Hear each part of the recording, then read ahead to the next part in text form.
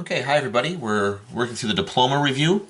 This is the chapter on exponents and logarithms, and we're looking at this question here. This question here is a bit of a labyrinth to get through. There's nothing that's terribly difficult in this question. However, there's a lot of things going on. Now let's just take a look at this kind of chunk by chunk here. The point 1/8 comma -3 is on the graph of the log function f of x equals the log base c of x. And then it goes on and gives us additional information here. But let's just pause there for a second and just take a look at what this is saying. So the point 1/8 comma -3 is on y equals log base c of x. Okay, well what that's telling us here, if we take that point and plug that into that equation there, okay, -3 is equivalent to the log base c of 1/8. Excuse me. Well, there's an equation, a logarithmic equation, where the only unknown is the base here. So what I can do here is solve this by putting this into the exponential form. Okay, I'm already anticipating the answer because I know what's coming here. C to the -3 is equal to 1/8.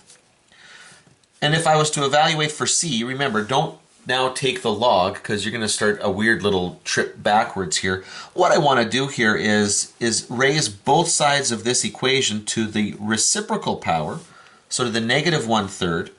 And when you do that, 1/8 to the -1/3, well, the negative will reciprocate it, and then 8 to the 1/3 is 2. So C is equivalent to 2. So that's the first little bit of information we wanted to yank out of that. Now we keep reading. And says, and the point 4 comma k is on the graph of the inverse of that function. Determine the value of k.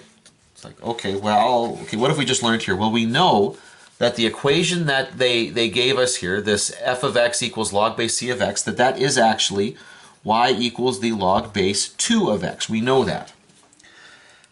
The point 4 comma k is on the inverse of this. So now I've got to find the inverse. So I switch the x and the y, and that is the inverse, except it's a little bit more useful to me if I convert forms here. So the base is 2, which means the base of the exponential will be 2. A logarithm is an exponent, so it's going to be 2 to the x equals y. So there's the inverse, or the form of the inverse that's most useful to me.